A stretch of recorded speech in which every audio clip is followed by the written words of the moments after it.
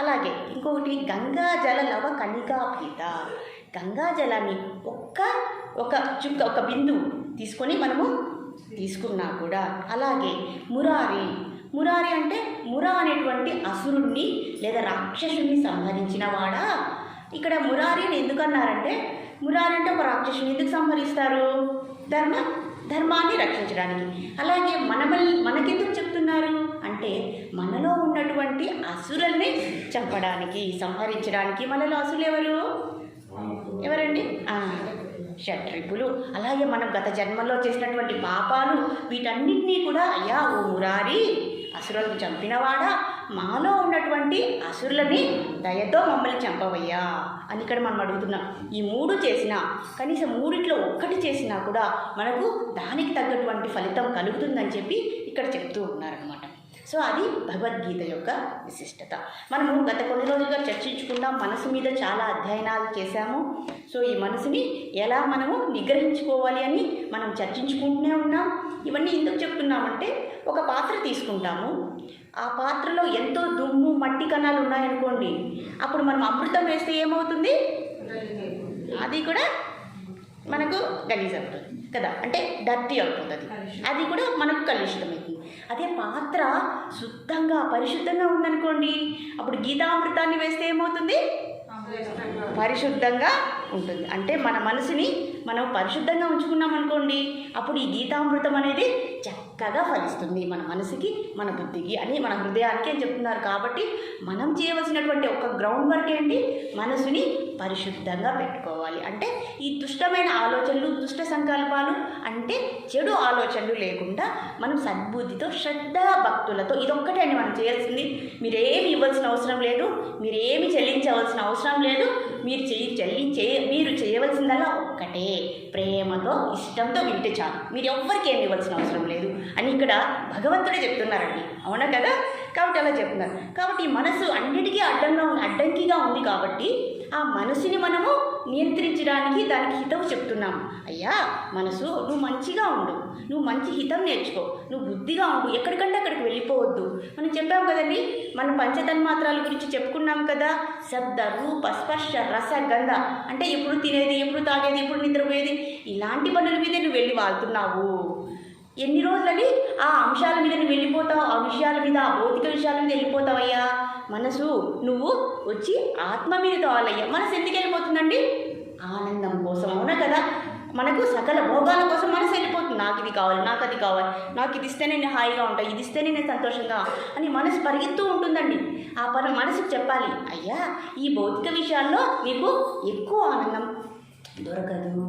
నీకు ఎక్కువ ఆనందం ఎప్పుడు దొరుకుతుందంటే ఆత్మ మీద ఉండు. ఆత్మ అంటే పరమాత్మ శక్తి స్వరూపం కదా మనము. అక్కడ నీకు శాశ్వతమైన పరిపూర్ణమైన ఆనందం ఉంటుంది అని మన మనసుకి విన్నవించుకుంటున్నామండి. అంతే కదండి. మనం రిక్వెస్ట్ చేస్తే, నేను నా మొబైల్లో ఒకటి చూసానండి, చాలా ఫన్గా ఉంది. నేను మొబైల్ యాప్లో ఏం చేశానంటే, అయ్యా మొబైల్ నాకు సెట్టింగ్స్ యాప్ని ఓపెన్ చెయ్యి అని నేను గూగుల్కి చెప్పానండి. అదేం చేసింది, ఐ కాంట్ ఓపెన్ ఇట్, నేను తెరవలేను అనింది. మళ్ళీ చెప్పా, please can you open my app settings, దయచేసి నా యాప్ని ఓపెన్ చేయగలవా అని ప్రార్థించి అడిగితే వెంటనే ఓపెన్ చేసిందండి. చూసారా ఇక్కడ? Please can you open my app settings అంటే అప్పుడు ఓపెన్ చేస్తుంది. నా సెట్టింగ్స్ యాప్ని నువ్వు ఓపెన్ చేయి అంటే ఏమంటుంది, నేను ఓపెన్ చేయలేను, నువ్వు ఓపెన్ చేసుకో అంటుందండి. చూసారా? కాబట్టి మనం ఇక్కడ ఏం చేయాలి? రిక్వెస్ట్ చేయాలి. అప్పుడు మనసుని రిక్వెస్ట్ చేస్తే అది మన అధీనంలోకి వస్తుంది. అప్పుడు మనసుని తీసుకెళ్ళి ఆత్మ మీద పెట్టేయచ్చు. ఎందుకు ఆత్మ మీద పెట్టాలంటే పర్మనెంట్ హ్యాపీనెస్ వస్తుంది అని చెప్తున్నా. అదే కదండి ఆత్మబోధ. అన్నింటినీ ప్రార్థించాలండి. నేను కూడా మిమ్మల్ని రిక్వెస్ట్ చేసుకుంటాను కదా, అయ్యా దయచేసి నండి, నేను కాదండి చేయడం, భగవంతుడే అన్నాడు. 700 శ్లోకాలు ఉన్నాయ్యా, కనీసం 700 చదవండి, లేదంటే 350 చదవండి, 200 చదవండి, లేదంటే ఒక్కటి చదవండి అయ్యా, ఒక్కటి కూడా కష్టంగా ఉందా, ఒక్క పాదం చదవండి అయ్యా అని రిక్వెస్ట్ చేస్తున్నారండి ఇక్కడ భగవంతుడు. ఇది చెప్పాలనుకుంటు. కాబట్టి మనసుని మనం ఏం చేయాలంటే, దీనికి ఒకటి ఉందన్నమాట శాస్త్రపదిలో, నౌకాగ్ర కాకవత్ అంటారనమాట. అని ఈ అంశాన్ని మనసుకి చెప్తున్నాం, అన్ని మనసుకే చెప్తున్నామండి. అన్ని విషయాలు రామాయణ భాగవతాదులన్నీ మన మనసు మాట వినదు. అప్పుడేం చేయాలంటే నౌకాగ్ర కాకవత్ అనేటువంటి అంశాన్ని దానికి చెప్పాలి. అంటే ఒక పెద్ద సముద్రం ఉందంటండి, అందులో ఒక రేవు అంటారు కదా, ఒక రేవు ఉందంట, దాంట్లో ఒక పడవ ఉందంట. ఆ పడవకి ఏముంటారు? తెరచాప కట్టుతారు కదా, తెరచాప కట్టడానికి ఒక పెద్ద కట్టి కావాలి కదా, ఆ కట్టిని నిర్మించారనమాట. కట్టేసి తెరచాపేసి ఇంకా అది స్టీమ్ ఇంజిన్ అండి, మనము మాన్యువల్గా చేసేది కాదు, దానికి మంచి ఇంజిన్ ఉందన్నమాట, స్టీమ్ ఇంజిన్ అనమాట. అది ఫాస్ట్గా వెళ్ళిపోతుంది సముద్రంలో. అప్పుడేమైంది, ఎప్పుడైతే వీళ్ళు అరేంజ్ చేసుకుంటున్నారో ఒక కాకి వచ్చి ఆ కట్టె మీద వాలిందనమాట. ఇంకా ఇంజిన్ ఆన్ అయిపోయింది, పడవ స్పీడ్గా వెళ్ళిపోయిందండి. ఎప్పుడైతే స్పీడ్గా వెళ్ళిపోయింది ఏం చేసింది, ఈ కాకి మధ్యలోకి వెళ్ళిపోయేటప్పటికి సముద్రంలో కట్టె మీదే ఉంది, కానీ అది బయటికి పోవాలని చూస్తానండి. అయ్యా ఇదేం ఎంతసేపు నేను కట్ట మీద ఎంతసేపు ఉంటాను, సరే బయటికి పోదామని చూసింది. బయటికి పోతే అక్కడ ఏమున్నాయండి, అక్కడ ఒడ్డు లేదు, అక్కడ ఏమీ లేవు, ఆధారం లేదు, వాలుదామంటే ఎక్కడా లేదండి, ఏమీ లేదు.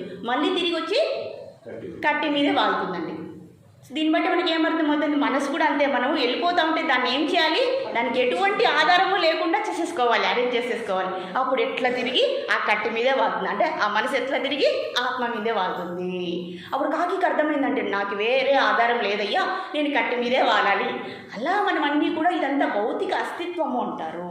ఈ పంచతన్మాత్రాలు ఇవన్నీ కూడా నశించిపోయేవే. ఓ మనసా నువ్వు వినవయ్యా అని చెప్తున్నాం అనమాట ఇక్కడ మనసుకి. సో దీన్నే నౌకాగ్ర కాకవత్ అంటారు, అంటే కాకి కథ చెప్తున్నాం అనమాట మనసుకి. అప్పుడు ఇది చక్కగా వింటుందండి, మనసు నిదానం ఖచ్చితంగా వింటుందండి. ఎవరన్నారండి మనసు నా మాట వినదు అని సీరియల్స్ ఓపెన్ చేస్తుంటారు కదండి. మనసు మాట వింటుంది, దానికి కావాల్సింది మన ప్రయత్నము.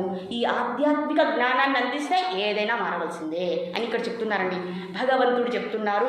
మనము ఇంకా ఏం చెప్పేసుకున్నాం, ఇంకా మనసుకు చెప్తున్నాం, మనం ఈ ఆత్మకు చెప్తున్నాం. ఏమని చెప్తున్నామంటే మనకి శ్వేతాశ్వతర ఉపనిషత్తులో ఉంటుందండి, శ్రీమంతు విశ్వే అమృతస్య పుత్రా ఆయేతామని దివ్యాని తస్సు వేదాహమేదం పురుషం మహంతం ఆదిత్యవర్ణం తమసః పరస్తాత్. ఇక్కడ శ్వేతాశ్వతరోపనిషత్తు చెప్తుందండి, ఓ మీరు భౌతిక అస్తిత్వాలు కాదు, ఈ పంచభూతాలతో ఏర్పడిన శరీరం మీరు కాదయ్యా, మీరు దైవాంశ సంభూతులు, అంటే దేవుడి యొక్క పుత్రులు మీరు. కాబట్టి మీరు జడత్వం కాదు, మీరు శరీరం కాదు, క్షీణించిపోయేటటువంటి శరీరం కాదు, మీరెవరు అమృత స్వరూపులు, అమృత పుత్రాహ అంటున్నారు. ఆత్మ అంటే మీరు దేవాంశ సంభూతులు, అంటే దేవుడి యొక్క పుత్రులయ్యా, మీరు ఈ శరీరం కాదు అని మనసుకు చెప్తున్నారు. అప్పుడు మనసు ఏం చేస్తుంది, శరీరం మీదకి వెళ్ళదు, అవునా కదండి. ఈ శరీరం క్షీణించిపోతుంది కాబట్టి మనసు ఏం చేస్తుంది, మనసుకు అర్థమైపోతుంది, అయ్యా నేను ఈ శరీరం కాదు, నేను ఆత్మకు సంబంధించిన దాన్ని, కాబట్టి నేను ఆత్మలో కలిసిపోతాను అని అనుకుంటుందండి. కాబట్టి ఇక్కడ ఉపనిషత్, శ్వేతాశ్వతర ఉపనిషత్తులు చూడండి, మనకు చాలా ప్రామాణికములు 108 ఉపనిషత్తులు ఉన్నాయి. అందులో కూడా 10 ఉపనిషత్తులు, ఈ 10 ఉపనిషత్తులు కూడా చాలా ప్రామాణికమండి. అంటే ఇక్కడ ఉపనిషత్తుల యొక్క సారాంశమే భగవద్గీత అంటున్నాం కదండి. మనకు వేదాల్లో కూడా చెప్పారు, వేదాలు 4, ఋగ్వేద, యజుర్వేద, సామవేద, అధర్మణ వేదం. ప్రతి వేదంలో కూడా 4 భాగాలు ఉన్నాయి. ఈ 4వ భాగమే ఉపనిషత్తు. ఉపనిషత్తు, ఉప అంటే దగ్గరగా, నిషత్ అంటే దగ్గరగా కూర్చోండి అయ్యా, జ్ఞానానికి దగ్గరగా కూర్చోండి, గురువుకు దగ్గరగా కూర్చోండి. అంటే దగ్గరగా కూర్చోవడం అంటే దగ్గరగా కూర్చోవడం కాదండి, వాళ్ళు చెప్పిన వినండి అని చెప్తున్నారు. ఇక్కడ ఉపనిషత్తులు అతి ప్రామాణికమైనవి. ఇప్పుడు చూడండి, 1+1 అంటే ఏం చెప్తాము, 1+1 అంటే ఏం చెప్తాము, 2 అని చెప్తాం. అది ఎక్కడి నుంచి చెప్పారయ్యా మీరు, నేను 1+1 2 కాదంటారు, మీరేమంటారు 2 అంటారు. మీరు ఎలా చెప్పగలిగారు 2 అని, మ్యాథ్స్లో మనకి లెక్కల్లో వచ్చింది కదండి కాబట్టి నేను చెప్పాను అంటున్నారు. ఇక్కడ కూడా అంతే అండి, ఇక్కడ శాస్త్రం చెప్తుంది, ఉపనిషత్తులు చెప్తున్నాయ్యా, నువ్వు ఎవరు, నీ ఆత్మస్వరూపం, నువ్వు ఆత్మస్వరూపుడివి, నీ నిజమైనటువంటి రూపం ఏంటి, ఆత్మస్వరూపము, నువ్వు దేవుడి యొక్క పుత్రుడివి, మమైవాంస జీవలోకే జీవభూత సనాతనుడయ్యా నువ్వు అని ఇక్కడ మనసుకి బోధిస్తున్నాం అనమాట. మన మనసుకి మనమే బోధించుకుంటూ ఉన్నాము అని ఇక్కడ మనకు చెప్తుంది. ఎందుకు అలా చెప్తున్నారు ఉపనిషత్తుల్లో అంటే, ఇక్కడ ఏం చెప్పారు, ఆత్మస్వరూపాలను ఎందుకు చెప్తున్నారు, అది మీరెలా చెప్పగలరు అంటే, ఇక్కడ తత్వవేత్తలు, జ్ఞానవేత్తలు, ఆచార్యులు చెప్తున్నారు. ఆచార్యులు ఎందుకు చెప్తున్నారు, తద్విద్ధి ప్రణిపాతేన పరిప్రశ్నేన సేవయ ఉపదేశంతితే జ్ఞానం జ్ఞానినస్తత్వదర్శినః. ఈ తత్వం తెలిసిన వారు, ఆత్మజ్ఞానులు, ఆచార్యులు, సద్గురువులు, వాళ్ళు భగవంతుని చూశారు ఫేస్ టు ఫేస్. మనం ఎలా ఇప్పుడు ఒకరికొక ఫేస్ టు ఫేస్ చూసామో, వాళ్ళు సాధనతో ఆత్మజ్ఞానాన్ని తెలుసుకొని, అయ్యా మేము భగవంతుని చూసాము, మీరు కూడా చూడవచ్చు. దానికి ఏం చేయాలి, రామకృష్ణ పరమహంసని వివేకానందుడు అడిగాడంటండి, అయ్యా దేవుడిని నాకు నువ్వు చూపిస్తావా అని అడిగారంటండి. అప్పుడు రామకృష్ణుడు చూపిస్తాను, కాకపోతే నువ్వు నా దగ్గర 6 ఏళ్ళు నేను చెప్పిన సాధన చెయ్యి, నీకు నేను దైవాన్ని సాక్షాత్కరిస్తాను అని చెప్పారనమాట. ఆయన 6 ఏళ్ళు వివేకానంద స్వామి 6 ఏళ్ళు తీక్షణంగా సాధన చేశారంట. నేను దేవుణ్ణి చూడాలి, ఆ తపన మనలో ఉంటే దేవుడు అనేవాడు సాక్షాత్కరించారనమాట. So he realized Bhagavan. సో భగవంతుణ్ణి చూడగలిగాడు. దేనితో? సాధనతో. ఆ సాధన దేని నుంచి వస్తుంది? జ్ఞానం నుంచి. అందుకే మనం కూడా చెప్తున్నాం, మనకు కూడా చెప్తున్నారు. వాళ్ళిద్దరు చెప్పుకోవడం కాదు, వాళ్ళిద్దరు కలిసి మనకు చెప్తున్నారు. మనం కూడా we can see God face to face అని ఇక్కడ చెప్పేస్తున్నారు. మనం ఎలా ఒకరినొకరు ముఖాలు చూసుకుంటున్నామో ఈ సాధనను ఆచరిస్తే మనం కూడా భగవంతుని యొక్క సాక్షాత్కారం అనేది మనకు కలుగుతుంది అని ఇక్కడ చెప్తున్నారు అనమాట. సో అలాగే ఇక్కడ మనకి మిగిలిన అంశాలు ఏంటంటే విషాద యోగం గురించి మనం చెప్పుకుంటున్నాం.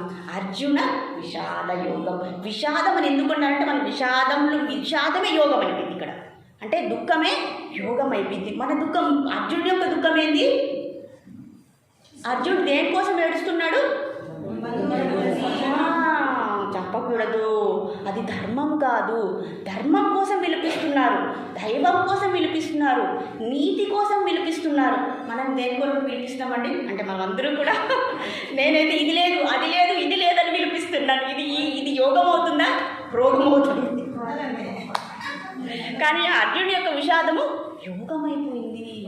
అందుకే ఆయన యోగి. అవును కదా? మనది భోగి ప్లస్ రోగి. కాబట్టి ఈ విషాదయోగం మనం కూడా అలాంటి విషాదాన్ని కలిగి ఉండాలి. ఇప్పుడు చూడండి, ఈయనకి వైరాగ్యం వచ్చేసింది. ఫస్ట్ వైరాగ్యం వచ్చిందండి ఎవరికి? అర్జునుడికి. మనకు వచ్చిందా వైరాగ్యము?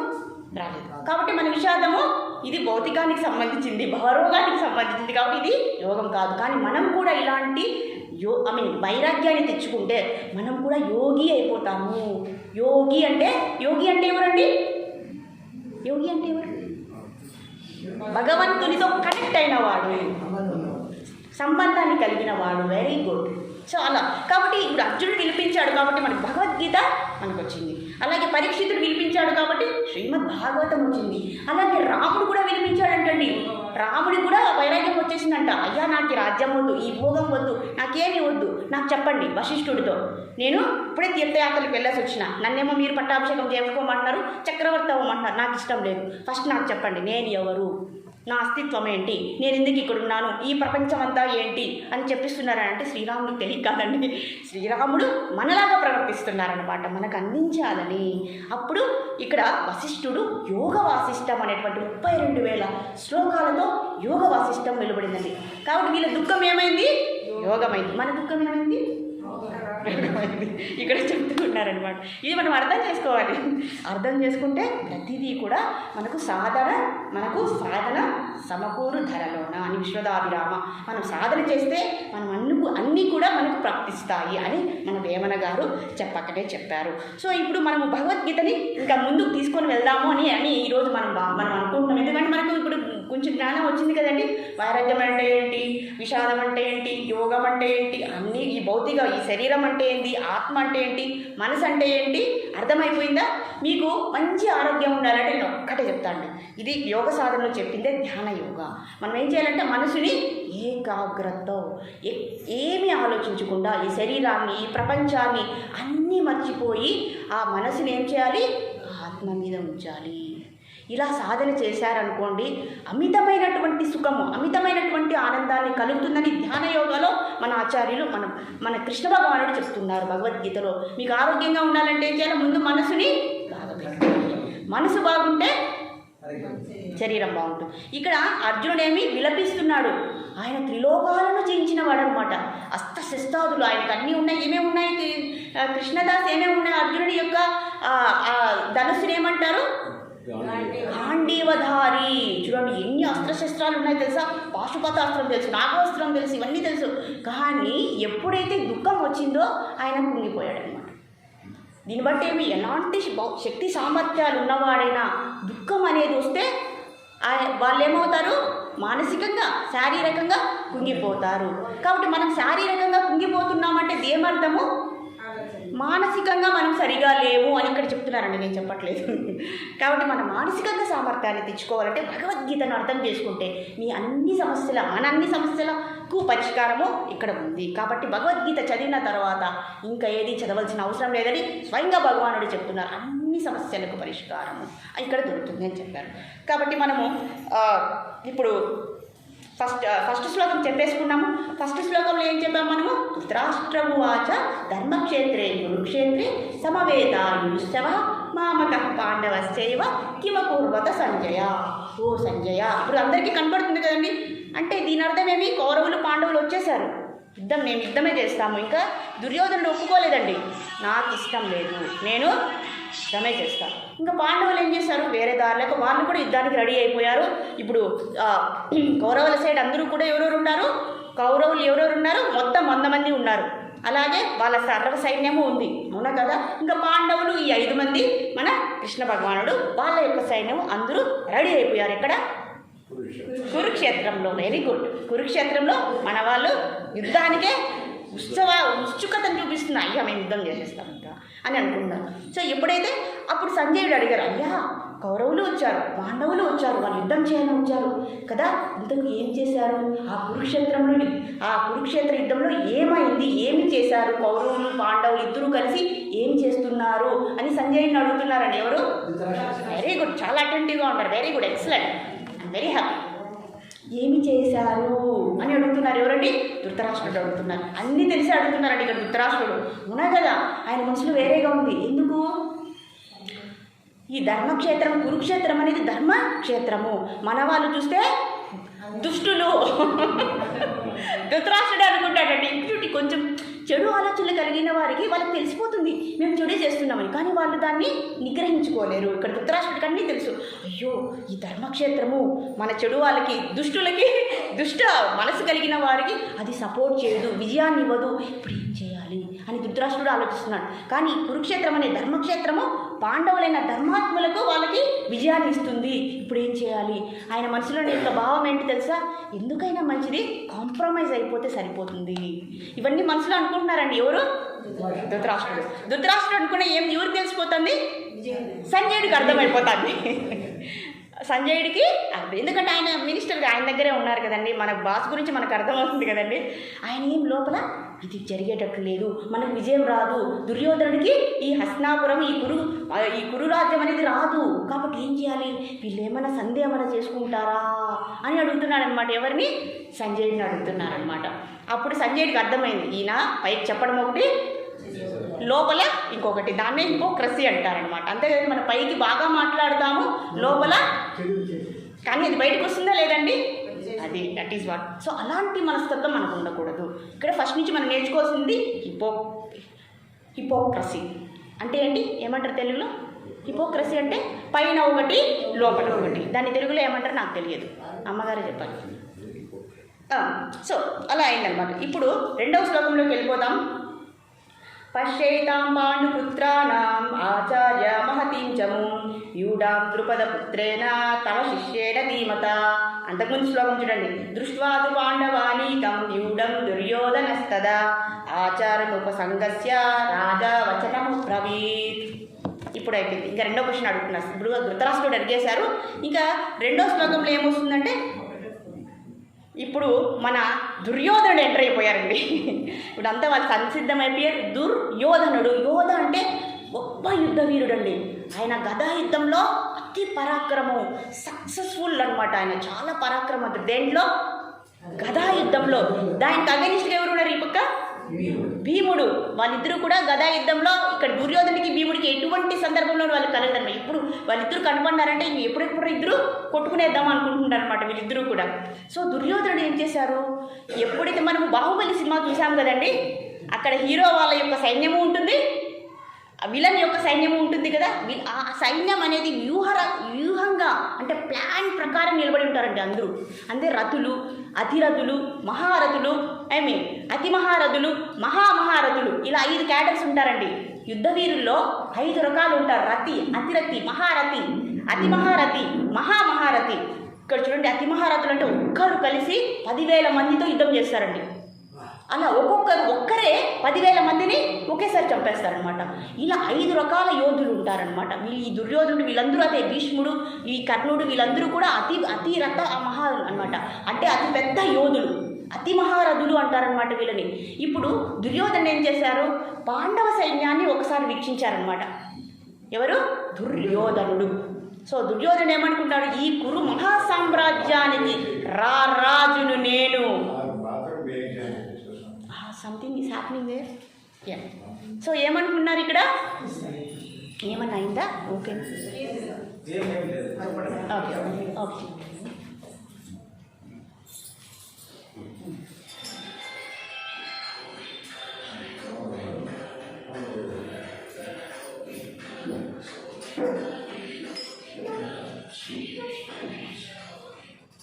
సో ఇప్పుడు దుర్యోధను చూశారండి, ఇప్పుడు పాండవ యొక్క సైన్యాన్ని ఒక్కసారి వీక్షించాడు అనమాట. దుర్యోధను బయట వచ్చాడు, అందరూ కూడా వాళ్ళ టెంట్స్ అన్నీ కట్టేసుకున్నారు. అందరూ ఇంకా ప్లాన్ చేసుకున్నారు, మీరు ఇక్కడ నిలబడండి, మీరు ముందర నిలబడండి, మీరు పక్కన నిలబడండి, ఇలా వ్యూహం అనేది ఉంటుంది కదా. వీళ్ళు ప్లాన్ చేసుకున్నారు. దుర్యోధను బయట వచ్చేసాడు అనమాట. దుర్యోధనుడు అంటే ఏం చెప్పాం మనం, దేనికి ఆయన ప్రతీక? అసూయ, అత్యాస, అహంకారము. మనకు అత్యాస అంటే ఏంటి తెలుసా? ఏంటండి అత్యాస అంటే? కావాలి, ఇంకా కావాలి అనేటువంటిది అత్యాస. ఈ అత్యాస అనేది మనకు అర్థం కావడానికి మీకు చిన్న కథ చెప్తాను, అప్పుడు మీకు చాలా హ్యాపీ అనిపిస్తుంది, అప్పుడు మనకి బుర్రలో ఎక్కిపోతుంది అనమాట. ఒకసారి ఒక ఏనుగు స్వర్గం నుంచి ఒక రైతు ఉన్నారంటండి, చెరుకు పంటను పెట్టారనమాట. ఇప్పుడు బాగా ఇంట్రెస్టింగ్గా వింటారు అందరూ. చెరుకు పంటను పెట్టారనమాట. ఆ చెరుకు గడలు చాలా లావుగా తయారైపోయాను అనమాట. అంటే పంట చాలా బాగా వచ్చేసింది అనమాట. ఒకసారి ఏమైంది, స్వర్గం నుంచి ఒక పెద్ద ఐరావతం, ఒక ఏనుగు రాత్రిలో కిందకి దిగి ఆ చెరుకుల్ని ఆస్వాదించాలి, బాగా తినాలని వచ్చేదంటండి. రోజు రాత్రి వచ్చి ఆ చెరుకులన్నీ తినేసేది. హాయిగా తిన్న తర్వాత పుష్టిగా మళ్ళీ తిరిగి స్వర్గానికి వెళ్ళిపోయేదండి. ఈ రైతు తెల్లవారు రుచి చూస్తే ఈ పంట నాశనం అవుతూ వస్తుందండి. 2వ రోజు చూశాడు, 3వ రోజు చూశాడు, 4వ రోజు చూశాడు. చూస్తుంటే పంట క్రమంగా తగ్గిపోతుంది. ఎన్ని తింటుందో తెలుసు కదండి మనకు, ఏం జరుగుతుంది, ఇంత కష్టపడి పంట పెడితే ఇలా అయిపోతుందని చెప్పి పని చేద్దాం, రాత్రిలో ఉంటాం. రాత్రిలో వచ్చి ఏం జరుగుతుందో చూద్దాం, ఎవరు దొంగలిస్తున్నారు నా చెరుకు యొక్క పంటని అనేసి ఆయన పెద్ద లాంతర్ తీసుకొచ్చి చూశాడండి. చూస్తూ ఉండగా పెద్ద వెలుగు వచ్చిందనమాట. ఆ వెలుగులో ఎవరు దిగుతున్నారు కిందికి? గజేంద్రుడు దిగుతున్నాడు అనమాట. చక్కగా దిగి అక్కడికి వచ్చి బాగా చెరుకుల్ని, తీయని చెరుకు రసాన్ని బాగా ఆస్వాదించి తిరిగి స్వర్గానికి వెళ్ళిపోతున్నాడు. ఓ ఏనుగా, నీ పని ఇది, నీ చూడు నేనేం చేస్తానో నీ అంత చూస్తాను. ఇప్పుడు నాకు నా ఆహారాన్ని నువ్వు లాక్కుంటావా అనేసి పట్టుకొని పోయాడంటండి. పట్టుకోతే కుదరలేదు, కానీ తోకని పట్టుకునేసాడనమాట. వెంటనే ఏమైంది, పైకి ఎగిరిపోతాను, పోతుంది తిరిగి స్వర్గానికి వెళ్ళింది. స్వర్గంలో పోయి ఒక్క విసిరిందంటండి ఆయన్ని.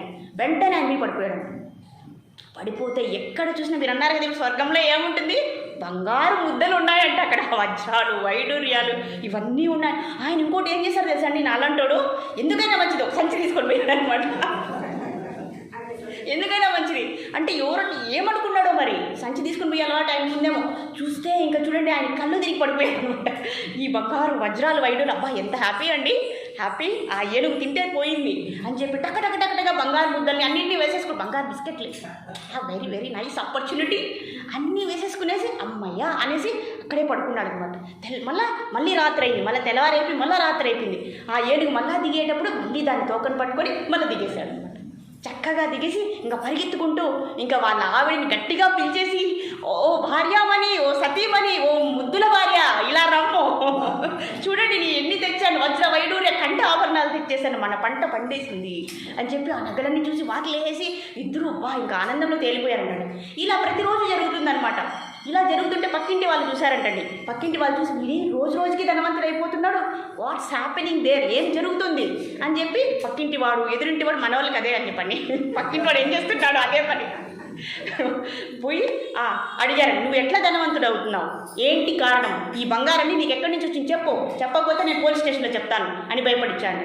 సో ఒక 10 మంది 20 మంది వచ్చేసారంటండి. అందరినీ వాకులేసి ఇదయ్యా జరిగిన కథ అని చెప్పేశారు. అవునా, సరే నువ్వే అన్నీ అనుభవిస్తావా, మాకు ఇవ్వ అవకాశం ఉంటే మీరు కూడా రండి నాతో పాటు అని చెప్పాడు. సో అందరూ సిద్ధమైపోయారండి. మళ్ళీ ఏనుగు యథావిధిగా ఏనుగు వచ్చింది. వీళ్ళందరూ కూడా ఏం చెప్పారు, అయ్యా అమ్మని 20 మంది ఎలా వెళ్తారు ఒకేసారి, ఉండేది ఒక తోక. ఎలా వెళ్తారు?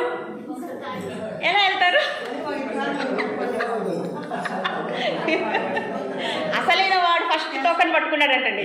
ఆ తర్వాత వాని కాళ్ళు ఇంకొకడు, అలా 20 మంది 30 మంది పట్టేసుకున్నారు. సైకిల్ ఒక చైన్ అనమాట, హ్యూమన్ చైన్, ఒక పెద్ద చైన్ తయారైపోయిందంటండి. అందరూ వెళ్ళిపోతున్నారు ఇంకా హ్యాపీగా. ఇంక వాళ్ళ సంతోషం అండి. అందరూ సంచులు తెచ్చుకున్నారండి, ఇది మర్చిపోకూడదు మనం. పెద్ద పెద్ద సంచులన్నీ ఇట్లా కట్టుకున్నారంట అన్నమాట. సో వెళ్ళే కొద్దీ ఇంకా సంతోషం పట్టలేకుంటే అసలైన పట్టుకున్నాడు కదండి. వాడి కింద వాడు ఏమడిగాడు, అయ్యా ఎందుకు బంగారు ఇంతమంది పోతాన్నమే, బంగారు అంత బంగారు ఉందా, ఎంత ఉందంటావు, చెప్పు అని ఆయన కాలు నీళ్ళు కొట్టాడంటండి. బంగారు ఎంతో చెప్పు. ఆయన అయ్యో ఎందుకు నేను చెప్తావు, ఇంత ఉంది బంగారు. అందరూ ఇంకేమైందండి, అందరూ కింద పడి కంగార్పణం, అందరూ శరీరాన్ని వదిలేశారు. కొంచెంసేపు ఉంటే వెళ్ళిపోయింది కదండి స్వర్గము. ఇంకా 4 ఆమడలు అంటండి స్వర్గానికి. అంతలోపల వీరికి ఆతృత పట్టలేరనమాట. కానీ అందరూ శివార్పణం. అది ఇది అండి అత్యాశ. అత్యాశ ఏంటి? కాబట్టి మనకున్న దాంతో మనము సంతుష్టి చెందాలి అని ఇక్కడ మనకు చెప్తుంది. కాబట్టి ఇక్కడ ఇప్పుడు దుర్యోధను గురించి చెప్పుకున్నాం మనం. దుర్యోధనుడు అత్యాశపరుడండి. ఆయనకి ధనం ఉండాలి, పక్కన వానికి ధనం ఉండకూడదు. అవునా కదండి? ఆయన ఎవరికీ ఉండకూడదు, ఆయన ఒక్కడికే ఉండాలి. ఇలాంటి మనస్తత్వం కలిగిన వాడు వచ్చి పాండవ సైన్యాన్ని చూస్తూనే వాళ్ళ యొక్క వ్యూహరచన చూస్తే వాళ్ళ యొక్క యుద్ధ వీరుని పాండవులని వాళ్ళు తక్కువ మందే కదండి ఉన్నారు. అయినా కూడా దుర్యోధనికి మనసు ఒప్పలేదు. ఎందుకంటే భీముడు ఉన్నాడు, అర్జునుడు ఉన్నాడు. అవునా కదా? వాళ్ళని చూసి ఆయన సహించలేకపోయారంటండి. సో ఏం చేయాలి అని చెప్పి వెంటనే ద్రోణాచార్యులు వారి దగ్గరికి వెళ్ళారంటండి. అన్నీ చూసి ఇంకా ఆయనకి మనసు చెల్లించిపోయింది. సరే, ఇక్కడ ఇప్పుడు ఇద్దరు సర్వసైన్యాధ్యక్షులు ఉన్నారండి. మొదట భీష్ముడు అందరికంటే ఏమంటారు, ఫస్ట్ కమాండర్ ఇన్ చీఫ్. ఏమంటారు తెలుగులో? కమాండర్ ఇన్ చీఫ్ అంటే ఫస్ట్ సర్వసైన్యాధ్యక్షుడు, ఫస్ట్ సైన్యాధ్యక్షుడు. ఆ తర్వాత ఎవరు? ద్రోణుడు.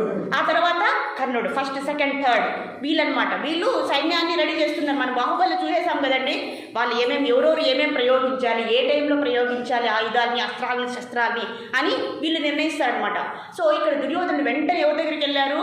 ద్రోణాచార్యుల వారి దగ్గరికి వెళ్ళారు. ఇక్కడ ద్రోణాచార్యుల వారు ఈ కౌరవులకి గురువు, పాండవులకి గురువు అనమాట. ద్రోణాచార్యుల దగ్గరికి వెళ్ళి, అయ్యా ద్రోణాచార్య, మీకు విషయం తెలుసా, పాండవ సైన్యాన్ని మీరు ఒకసారి వీక్షించారా? వాళ్ళు ఎంతమంది ఉన్నారు, ఎలా ఉన్నారు? అర్జునుడు ఉన్నాడు, భీముడు ఉన్నాడు, అలాగే దృష్టద్యుమ్నుడు ఉన్నాడు, ద్రుపదుడు ఉన్నాడు అని చెప్తున్నారనమాట. ఒక పెద్ద రాజు చక్రవర్తి ఒక సైన్యాధికారి దగ్గరికి వెళ్తారండి, వెళ్ళరు. సైన్యాధికారే రాజు దగ్గర పోవాలి. కానీ దుర్యోధనుడు ఏమి, ఆయన యొక్క ఇప్పుడు అవసరము, ఆ అవసరమే ఆ సైనికుడి దగ్గరికి వెళ్ళి, ద్రోణాచార్యుడి దగ్గరికి వెళ్ళి, ఓ గురుదేవా, ఇక్కడ ఏం జరుగుతుందో మీరు వీక్షించారా అని ఎందుకు వెళ్ళారని ఇక్కడ సందేహపడుతున్నారనమాట. ఒకటి భయము, ఏమి భీముడు ఉన్నాడు, అలాగే అర్జునుడు ఉన్నాడు, ఏం జరుగుతుందని భయము. ఇంకొకటి ఏమి, ఈ ద్రోణాచార్యుడు కౌరవులకి గురువు, పాండవులకి గురువు. అలాగే ద్రోణాచార్యుడికి అర్జునుడు అంటే చాలా ఇష్టం అంటండి. నేను మీకు ఎలా ఇష్టం అలా. సో అలా ద్రోణాచార్యుడికి అర్జునుడు అంటే చాలా ఇష్టము. అది ఎవరికి తెలుసు? దుర్యోధనుడికి తెలుసు. ఇప్పుడు చూడండి, ఇద్దరు శిష్యులే. ఇప్పుడు అమ్మగారికి అందరూ శిష్యులే. ఎవరి మీద పక్షపాతం చూపిస్తారా ఆమె? చెప్పండి. ఇద్దరి మీద అర్జునుడు అంటే మహా ఇష్టం అంటండి. కానీ దుర్యోధనుడికి అసూయ. ఈయన ఈ అర్జునుడికే ఫేవర్ చేస్తాడు, ఈయనని ఎలా యుద్ధం సరిగ్గా చేస్తాడో లేదో అనేటువంటి ఈయనకి డౌట్ ఉందన్నమాట. ఆ సందేహాన్ని నివృత్తి చేయడానికి ఎవరి దగ్గరికి వెళ్ళాడు?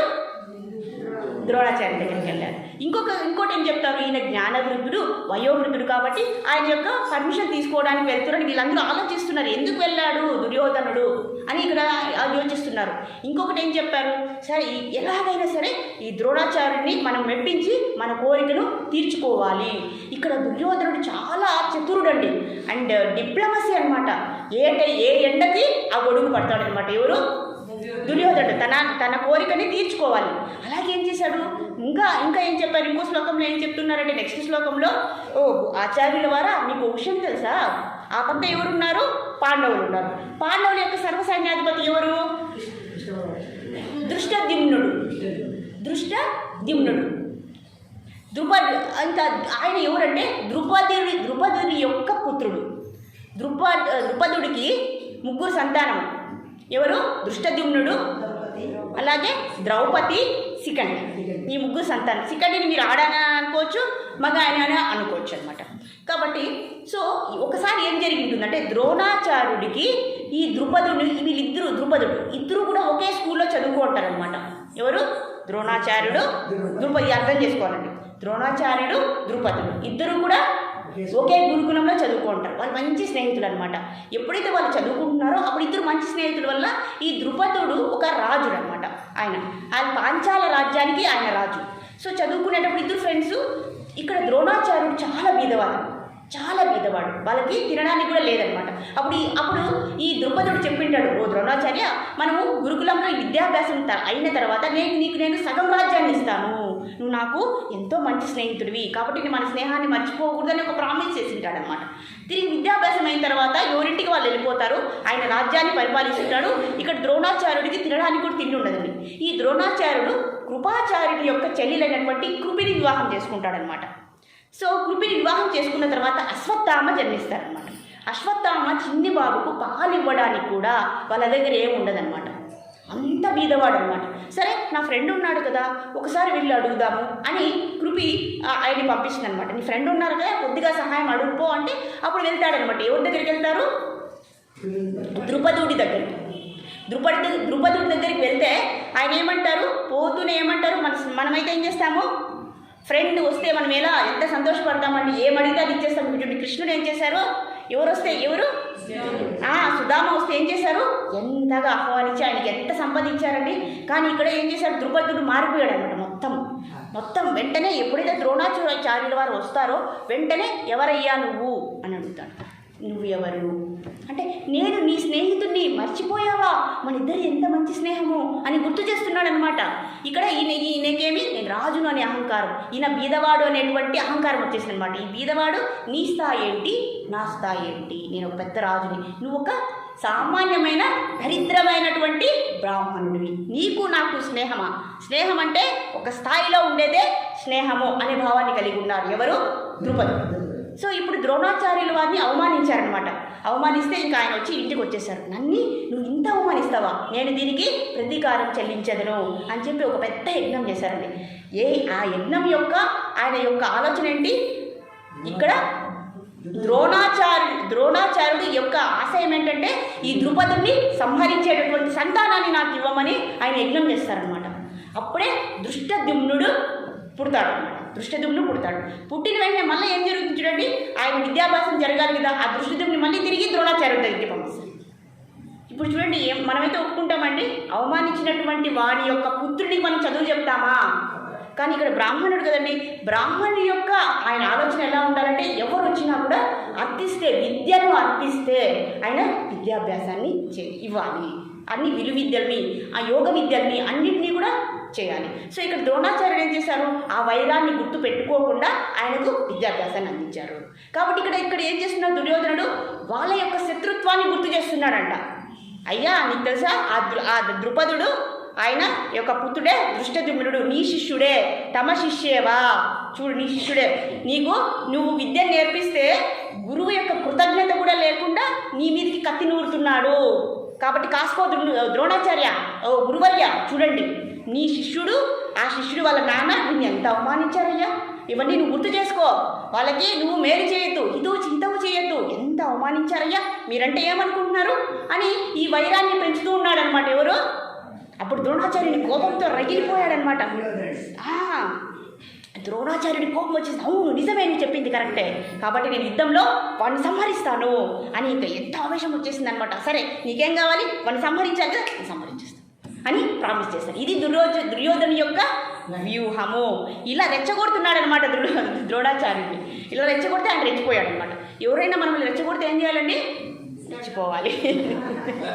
వాళ్ళు ఏ భావంలో మాట్లాడుతున్నారు అనేది మనం ఆలోచించాలి అనేది ఇక్కడ మనం నేర్చుకోవాలండి. మనం అందరూ కూడా నేర్చుకోవాలి అని ఇక్కడ చెప్తున్నారనమాట. సో అలాగే ఇక్కడ 4, 5 ఇప్పుడు మనం 1, 2, 3 శ్లోకాలు చదివేశాము. సో అలాగే ఇక్కడ దుర్యోధనుడు పెద్ద రాజకీయవేత్త అండి. మన రాజకీయం గురించి తెలుసు కదండి. వాళ్ళు ఎన్నో ప్రామిసులు చేస్తారు. మా గవర్నమెంట్ వచ్చిందనుకోండి మీకు ఫ్రీ ఎడ్యుకేషన్, అన్ని టీవీ, అన్ని వస్తువులు ఇచ్చేస్తాము, మీకు current free, gas free, house free, అన్ని free free free free free free free అని అడ్వర్టైజ్ చేస్తారు. తిరిగి గెలిచిన తర్వాత ఏం చేస్తారు? No free no free no అనే బోర్డు పెట్టేస్తారండి. ఫ్రీ పక్కన నో ఫ్రీ అని పెట్టేస్తారు. అలాంటి మనస్తత్వాన్ని కలిగిన వాడు ఎవరండి? దుర్యోధనుడు. అలాగే ఇప్పుడు 4-5-6 శ్లోకాల్లో ఎవరెవరు పాండవ సైన్యంలో ఉన్నారు అని ఇక్కడ చెప్తున్నారు. వాళ్ళ యొక్క పేర్లను మీరు వినండి చాలు, మనమేం గుర్తు పెట్టుకోవాల్సిన అవసరం లేదు. సో ఇక్కడ వాళ్ళ పాండవ సైన్యంలో పేర్లు చెప్పారు. యూదుడు, దృష్టకేతువు, పురుజిత్, కుంతిబోధులు, ద్రౌపది యొక్క పుత్రులు ఉప పాండవులు అంటారండి. పాండవులు అంటే వీళ్ళు, ఉప పాండవులు అంటే పాండవ యొక్క పుత్రులు, అది కూడా ద్రౌపది పుత్రులు అన్నారు. ఇక్కడ 5 మంది కదండి ద్రౌపదికి భర్తలు, అది ఒకరోజు చెప్పుకున్నాం మనం, ఎందుకు 5 మంది పుత్రులు అది కూడా తెలుసుకుందామండి మనం. సో వాళ్ళ యొక్క పుత్రులు ఎవరెవరు ఇక్కడ? ప్రతివిందుడు, శృతసోముడు, శృతకీర్తి, శతానీకుడు, శృతసేనుడు, వీళ్ళందరూ కూడా ఉప పాండవులు. వీళ్ళందరూ ఉన్నారండి యుద్ధంలో. ఎవరెవరు ఉన్నారు మనం తెలుసుకోవాలి కదండి కనీసము, అది చెప్తున్నారనమాట. సో ఇప్పుడు కౌరవులు ఎవరెవరు ఉన్నారు? కౌరవ పక్షంలో ఎవరెవరు ఉన్నారంటే ఎవరెవరు ఉన్నారండి? మొదట ఎవరి పేరు చెప్తారు తెలుసా? ద్రోణాచార్యుల పేరు చెప్తారు ఫస్ట్.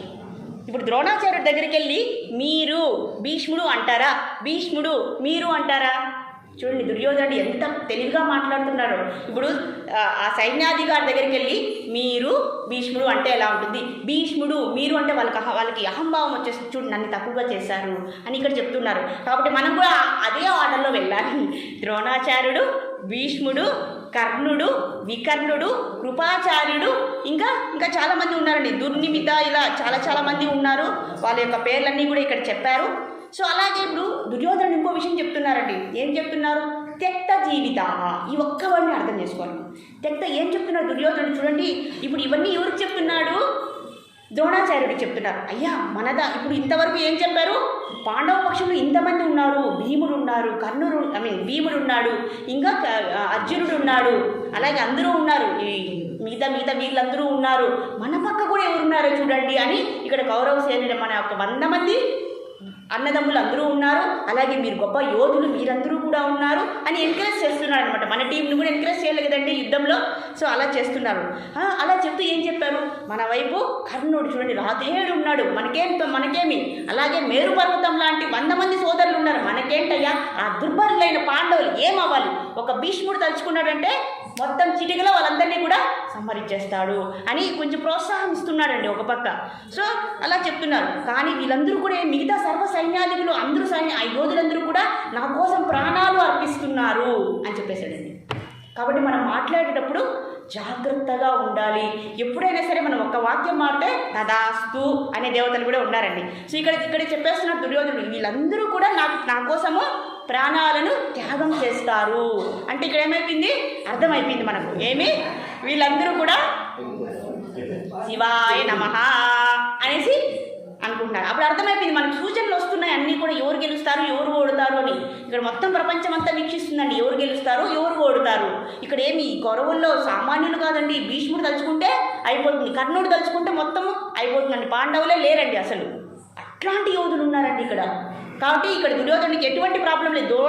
ద్రోణాచార్యుడే అర్జునుడికి, భీముడికి, ఈ 5 మందికి విద్యను నేర్పించాడండి. అవునా కదా? మరి నేర్పించిన వాడు గెలుస్తారా? నేర్చుకున్న వాళ్ళు గెలుస్తారా? ప్రతి చోట మనకు అర్థమవుతుంది వీళ్ళ పక్కే ఎక్కువ శక్తి ఉందని. ఇక్కడ ఎవరు? అందుకే కదండి ఇక్కడ కృష్ణుడు దిగారు. అవునా కదండి? అది జరుగుతుంది అనమాట ఇక్కడ. సో అలా చెప్పేశారు. ఇప్పుడు చెప్పేసండి అసలు అతి ముఖ్యమైనది ఇప్పుడు వచ్చేస్తుంది మనకి 14వ శ్లోకంలోకి వెళ్ళిపోయాం. ఇంకా మిగిలిన శ్లోకాలను ఎవరెవరు ఉన్నారు, ఇరు సైన్యంలో ఎవరెవరు ఉన్నారు అని పరిశీలిస్తున్నారు. ఫస్ట్ రోజు యుద్ధం చేసేసుకుంటారండి? లేదు కదా. ఈ పక్క ఎవరున్నారు, ఈ పక్క వాళ్ళ వ్యూహాలేంటి, వీళ్ళ వ్యూహాలేంటి అని ఇక్కడ చర్చించుకున్నారు. ఇలా చర్చించుకున్నాగా నరనారాయణులు ఎంటర్ అయిపోయారు. అసలైన ఘట్టము వచ్చేసిందండి. అసలైన హీరోలు ఇప్పుడు దిగేస్తున్నారనమాట. ఈ అతిరథులు మహారథులు ఏమవుతారో చూద్దాం ఇప్పుడు ఏమవుతుందో.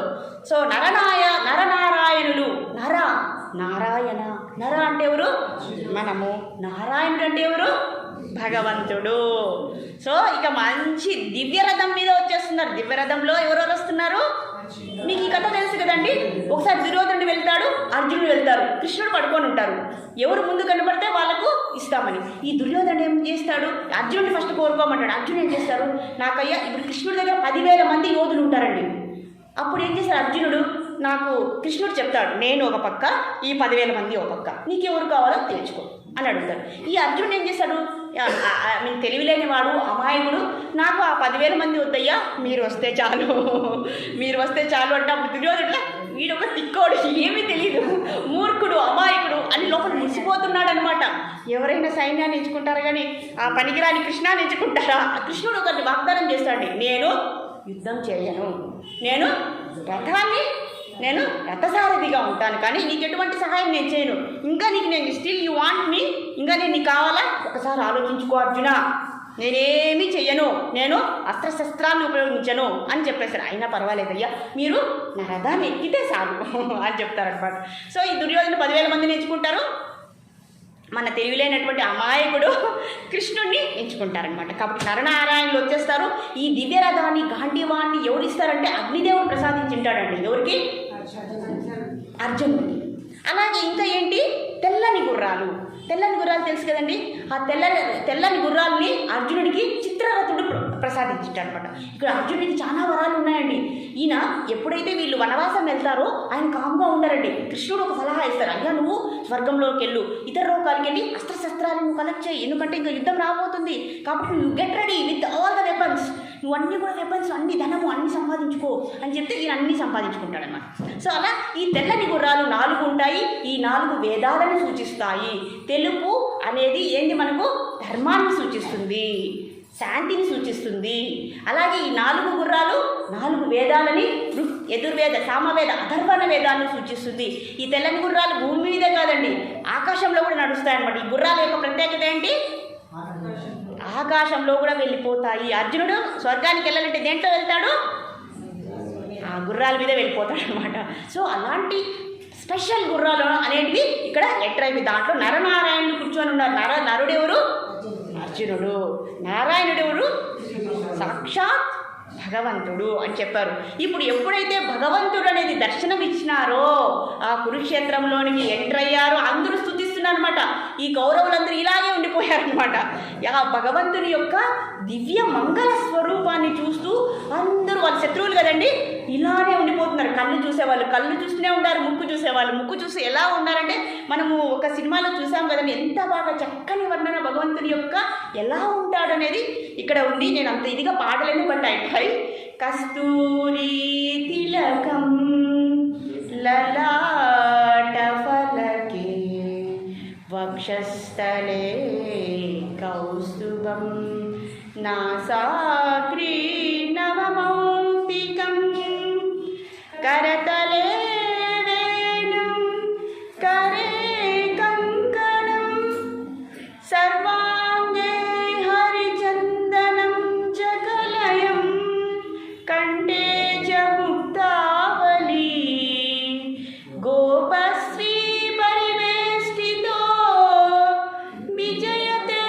గోపాల చూడామణి విజయతే గోపాల చూడామణి కృష్ణ ముకుంద మురారి జయ గోవింద బృంద విహారీ కృష్ణ ముకుంద మురారి. అందరూ ఇలానే నిలబడిపోయారంటండి. ఎవరండి? కౌరవ సైనికులు. ఆయన్ని చూస్తే ఇలానే ఉండిపోయారంటండి. అవునా కదండి? మనం ఎన్నో ఇప్పుడు చూసాం, భాగవతంలో చూసాము, ఎప్పుడైతే కృష్ణుడి చేతిలో మరణించారో అందరూ కూడా ఎక్కడికి వెళ్ళారండి, వైకుంఠానికి వెళ్ళిపోయారు. ఇక్కడ ఒక శుభం చూపిస్తుందండి. ఎవరైతే అక్కడ పాండవులే కాదండి, ఆ ప్రతిపక్షంలో ఉన్నటువంటి కౌరవులందరూ కూడా ఇలానే విలిపిస్తున్నారు, ఇలానే చూసుకొని ఉన్నారండి. ఆ దివ్య సౌందర్య మూర్తిని చూస్తే ఆయన యొక్క శరీరం నుంచి తేజస్సు వెలువడుతుందంటండి. మనం వైకుంఠానికి వెళ్తే సూర్యచంద్రాదులు ఉండరండి, ఆయన శరీరం నుంచి వెలుగు వస్తూ ఉంటుంది. మనకు నక్షత్రాలు అవసరం లేదు, సూర్యచంద్రాదులు అవసరం లేదు. అలాగా ఆ కురుక్షేత్ర మహాసంగ్రామంలో ఇలా దివ్యకాంతులు, తేజస్సు వెలువడుతుందండి. అందుకే అండి ఇక్కడ యుద్ధంలో మరణించిన వారు ఎవరైతే కౌరవులు ఉన్నారో అందరూ కూడా స్వర్గానికి వెళ్ళిపోయారు.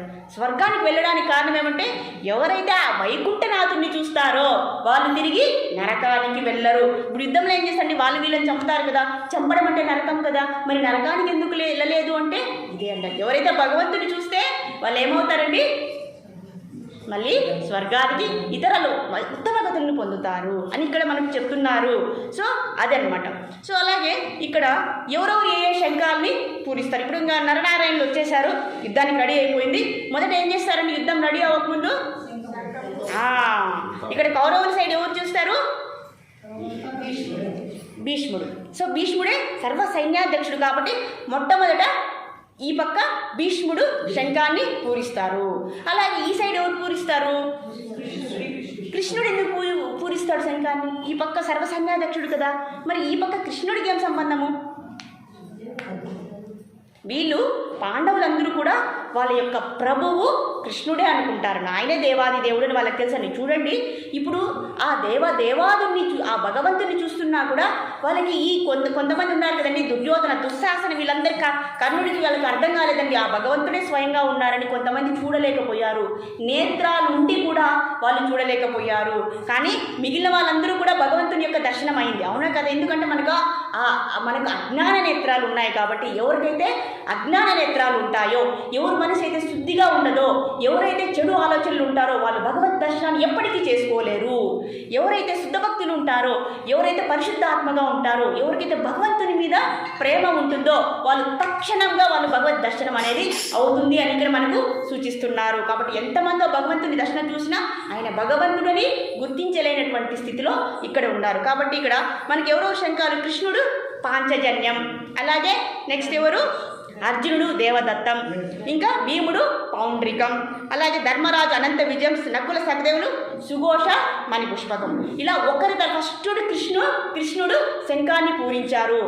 ఎప్పుడైతే కృష్ణుడు శంఖాన్ని పూరించారో అలాగే భీముడు, తర్వాత వరుసగా అర్జునుడు, భీముడు అందరూ శంఖాన్ని పూరించారనమాట.